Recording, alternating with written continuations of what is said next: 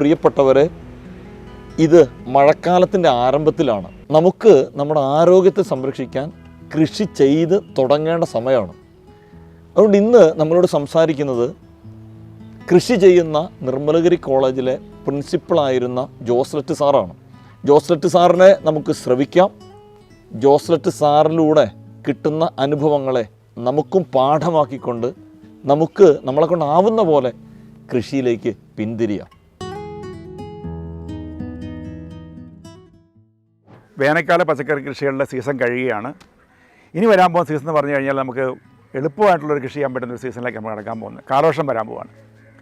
കാലവർഷത്തിൽ മെയിനായിട്ട് നമ്മൾ ചെയ്യാൻ ഉദ്ദേശിക്കുന്നത് ഞാനിവിടെ ചെയ്തുകൊണ്ടിരിക്കുന്നത് കിഴങ്ങ് വിളകളാണ് ചെയ്യുന്നത്, കിഴങ്ങ് വർഗ്ഗങ്ങളാണ്.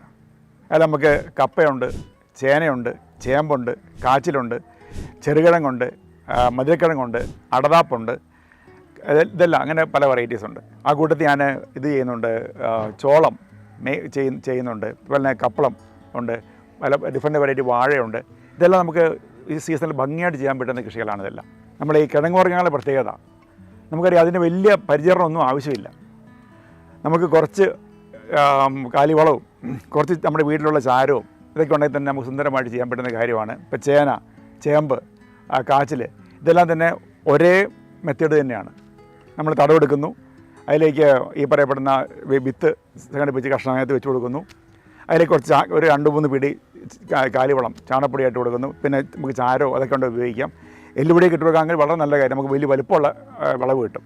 അങ്ങനെ അതിന് മുകളിൽ കുറച്ച് കരിയിലകൾ, പറമ്പിലുള്ള വേസ്റ്റ് എല്ലാം തന്നെ, പറമ്പിൽ ഒരു സാധനം പോലെ വേസ്റ്റ് ആയിട്ട് ഞാൻ കളയാറില്ല. എല്ലാം വാരിന് മുകളിലേക്ക് ഇട്ടിട്ട് മണ്ണ് കൂട്ടി വെച്ച് കൊടുത്താൽ മാത്രം മതി.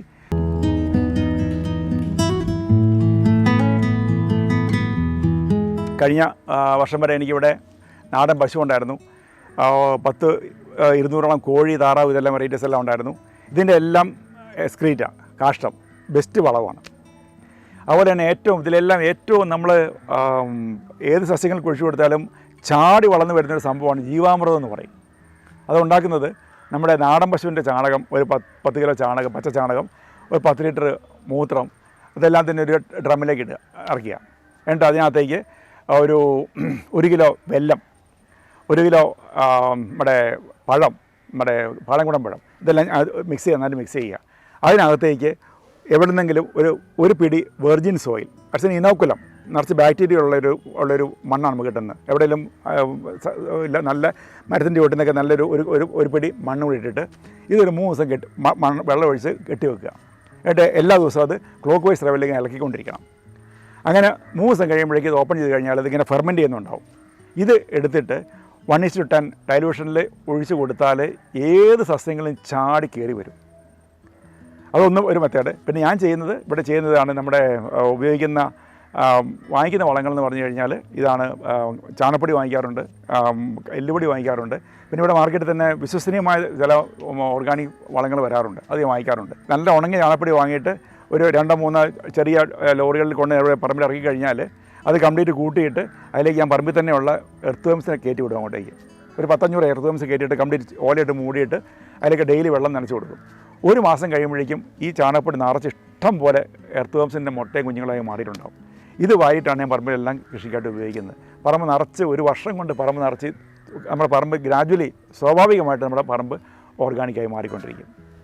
പിന്നെ ഈ പറമ്പിലുള്ള ഒരു ഓർഗാനിക് പ്രോഡക്ട്സും ഈ മരങ്ങളുടെ ഇലയോ തണ്ടോ കരിയിലോ ഒന്നും ഞാൻ കത്തിക്കാറില്ല, പുറത്ത് കളയാറില്ല. ഇതെല്ലാം ഈ മണ്ണിൽ തന്നെ കുഴിച്ചുമുടി എല്ലാം ഓർഗാനിക് കണ്ടൻറ്റാക്കി മാറ്റും. നമുക്കറിയാം നമ്മുടെ മണ്ണിൽ 3% കാർബൺ കണ്ടൻറ്റ് വന്നു കഴിയുമ്പോഴാണ് നമുക്കത് ഓർഗാനിക്കാണെന്ന് പറയാൻ പറ്റുക.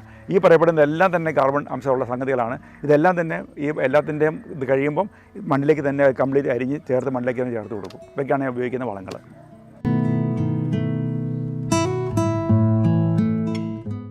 ഇപ്പം നമ്മൾ കിഴങ്ങ് വർഗ്ഗങ്ങൾ, ഇപ്പം ഞാനിപ്പോൾ ചെയ്തുകൊണ്ടിരിക്കുന്ന കിഴങ്ങ് വർഗ്ഗങ്ങളാണ്. ഇപ്പോൾ ഈ നട്ടിരിക്കുന്ന കപ്പയ്ക്ക് ഇവിടെ നട്ടിട്ടുണ്ട്. കപ്പയുടെ കൂടം എടുക്കുന്നു, നമ്മളതിന് കൂടം എന്ന് പറയാം. ഇവിടെ അതിൻ്റെ നടുക്ക് ഒരു തൂമ്പോണ്ട് കൊത്തി ഇളക്കിയിട്ട് അതിനകത്തേക്ക് 2-3 പിടി നമ്മുടെ ഇതിട്ട് കൊടുക്കും, നമ്മുടെ ചാണകപ്പൊടി ഇട്ട് കൊടുക്കും. ഇനി ഉണ്ടെങ്കിൽ 2 പിടി എല്ലുപൊടി ഇട്ട് കൊടുക്കുകയാണെങ്കിൽ ഏറ്റവും ബെസ്റ്റാണ്. നല്ല ക്വാളിറ്റി എല്ലുപൊടിയൊക്കെ മാർക്കറ്റിൽ കിട്ടാറുണ്ട്. എന്നിട്ട് അതിൻ്റെ മുകളിലേക്ക് നമ്മൾ കമ്പ് കൊത്തി കൊടുക്കുകയാണ്. ഇതുപോലെ തന്നെയാണ് ചേനയും ചേമ്പും കാച്ചിലും എല്ലാം നമ്മൾ കൃഷി ചെയ്യുന്നത്. അത് ശരിക്കും മണ്ണിളക്കിയിട്ട് വിത്തയില വെക്കുന്നു. അതിന് മുകളിലേക്ക് ഈ പറയപ്പെടുന്ന ചാണകപ്പൊടിയും എല്ലുപൊടിയൊക്കെ ഇട്ട് എല്ലുപൊടി ചാരം ഇതൊക്കെ ഇട്ട് വിട്ട് കൊടുത്തിട്ട് ചേനയ്ക്കും ചേമ്പിനും കാച്ചിലിനൊക്കെ വേണ്ടുന്നത് ഒത്തിരി നമ്മൾ പറമ്പിലുള്ള എല്ലാ കരിയിലെയും അടിച്ച് കൂട്ടിയതിന് മുകളിലേക്ക് ഇട്ട് കൊടുക്കുക. അതനുസരിച്ച് അതിൻ്റെ വലിപ്പം കൂടിക്കൊണ്ടിരിക്കും. ഇതെല്ലാം ഓർഗാനിക് കണ്ടൻറ്റായി മണ്ണിലേക്ക് ചേരുകയും ചെയ്യും. അടുത്ത വർഷം നമ്മൾ വീണ്ടും ഇവിടെ തന്നെയാണ് ബാക്കി കൃഷി ചെയ്യുന്നത്. ഇത് വർഷത്തിൽ 12 മാസത്തിൽ 6 മാസം നമ്മൾ കിഴങ്ങ് വർഗ്ഗങ്ങൾ കൃഷി ചെയ്യുന്നുണ്ടെങ്കിൽ അടുത്ത വർഷം ഒക്ടോബർ നവംബർ ആകുമ്പോഴേക്കും ഈ സെയിം പോയിൻ്റ് സ്ഥലത്ത് തന്നെയാണ് നമ്മൾ വീണ്ടും ബാക്കി പാവലും പടവലും മറ്റു കൃഷികളെല്ലാം ചെയ്യുന്നത്. അപ്പോൾ വളം അവിടെ ഇഷ്ടംപോലെ മണ്ണിലുണ്ടാകും. മണ്ണ് പൂർണ്ണ ഓർഗാനിക് ആയിരിക്കും. എർത്തുവിൻ്റെ സാന്നിധ്യം അവിടെ ഉണ്ടാകും. മണ്ണ് എപ്പോഴും മൈക്രോ ഓർഗാനിസത്തിനെ കൊണ്ട് നിറഞ്ഞ് നല്ല സമ്പുഷ്ടമായിരിക്കും മണ്ണ്. ഒരു കൗതുകത്തിന് വേണ്ടിയിട്ട് നമുക്ക് അത്യാവശ്യം വേണ്ടി നമുക്ക് വേണമെങ്കിൽ നമുക്ക് ഈ പറയപ്പെടുന്ന ഗ്രോ ബാഗുകൾ വാങ്ങിക്കാൻ കിട്ടും. പിന്നെ ഗ്രോ ബാഗ് കിട്ടുന്നതിനാണെങ്കിൽ നമ്മുടെ സിമെൻറ്റിൻ്റെ ചാക്കുകൾ കിട്ടും, അതുപോലെ പഴയ പാത്രങ്ങൾ കിട്ടും. അങ്ങനെയെല്ലാം വെച്ച് നമുക്ക് മണ്ണ് അല്പം സംഘടിപ്പിക്കുകയാണെങ്കിൽ നമുക്ക് ആവശ്യത്തിനുള്ളത് നമുക്ക് ടെറസിൻ്റെ മുകളിലും വീടിൻ്റെ മുറ്റത്തും. ഞാൻ ആദ്യം തുടങ്ങിയത് എങ്ങനെയായിരുന്നു, ഒരു 20 ഗ്രോ ബാഗിൽ വീടിൻ്റെ മുറ്റത്താണ് സ്റ്റാർട്ട് ചെയ്തത്. പിന്നെ ഒരു കാര്യമുണ്ട്, നമ്മൾ ഇതിന് വേണ്ടുന്ന ഏറ്റവും വലിയൊരു ഒരു പ്രേരണ എന്ന് പറയുന്നത് നമുക്ക് ക്ഷമയാണ്. ആദ്യത്തെ ഒരു വർഷം നമ്മൾ നട്ടു ശരിയായില്ല, ഇട്ടിട്ട് പോകരുത്. അപ്പോൾ അത് നമുക്കൊരു പ്രചോദനമായിട്ട് വീണ്ടും ചെയ്യുമ്പോഴേ നമുക്ക് വിജയിപ്പിച്ചെടുക്കാൻ പറ്റുള്ളൂ.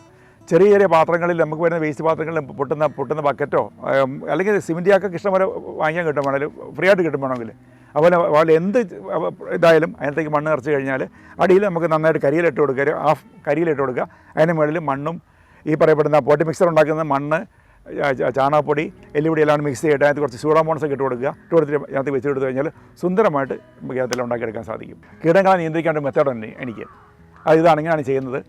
ഈ കപ്പളങ്ങളെല്ലാം പഴുത്തു തുടങ്ങുമ്പോഴേക്കും ഒരു 2 കപ്പളത്തിലെ കപ്പളങ്ങ പഴം കപ്പളങ്ങ ഞാൻ പറിക്കുകയില്ല, അതവിടെ ഇട്ടേക്കും. അത് ആർക്കുള്ളതെന്നറിയാം, അത് നമ്മുടെ പ്രകൃതിക്കുള്ളതാണ്. അവിടെ പക്ഷികൾ സ്ഥിരമായിട്ട് വരും. അപ്പോൾ ഈ പറമ്പിലെ ഞാനൊരു 10-16 വെറൈറ്റി സ്പീഷീസ് ഓഫ് ബേർഡ്സ് ഞാൻ ഐഡൻറ്റിഫൈ ചെയ്തിട്ടുണ്ട്. ഈ പക്ഷികൾക്കെല്ലാം വന്ന് അവരിങ്ങനെ കപ്പളത്തിൻ്റെ പഴം നന്നായിട്ട് കഴിക്കും. അവരതിന് ഇൻ റിട്ടേൺ എനിക്കൊരു ഉപകാരം ചെയ്യും. ഇവിടെ എല്ലാം അവർ കൂടുകൾ വെക്കും. ആ കൂടുകളിൽ അവർ മുട്ടയിട്ട് കുഞ്ഞുങ്ങൾ വിരിയും. കുഞ്ഞുങ്ങൾ വിരിഞ്ഞു കഴിഞ്ഞാൽ ഞാൻ പറഞ്ഞു, ഈ കപ്പളത്തിൽ പഴമാണ് ഈ അമ്മക്കിളിയുടെയും അമ്മയുടെയും ഏറ്റവും ഇഷ്ടമുള്ള ഭക്ഷണം എന്ന് പറഞ്ഞാൽ പഴങ്ങളാണ്. അവർ ഈ കപ്പളം നന്നായിട്ട് കഴിക്കും. അതിനായിട്ട് മുട്ടയിട്ട് കുഞ്ഞുങ്ങൾ വിരിഞ്ഞു കഴിഞ്ഞാൽ ഈ കുഞ്ഞുങ്ങളെ പെട്ടെന്ന് ഒരു മാസം കൊണ്ട് വളർത്തിയെടുത്ത് പെട്ടെന്ന് പറത്തിക്കൊണ്ട് പോകണം അവർക്ക്. അതിനവർക്ക് വേണ്ടുന്നത് പ്രോട്ടീൻ റിച്ച് ഫുഡാണ് വേണ്ടുന്നത്.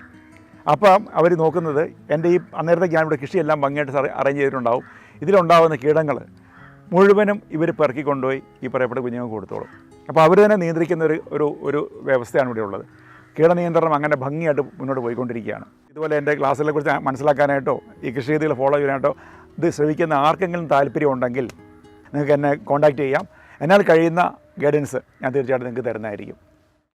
കൃഷി ഒരു സംസ്കാരത്തിനപ്പുറം ഒരു ആത്മീയതയാണ്. അതുകൊണ്ടാണ് കായനോട് ദൈവം പറയുന്നത്, നീ നിൻ്റെ നെറ്റിയിലെ വേർപ്പ് കൊണ്ട് അപ്പം ഭക്ഷിക്കണമെന്ന്.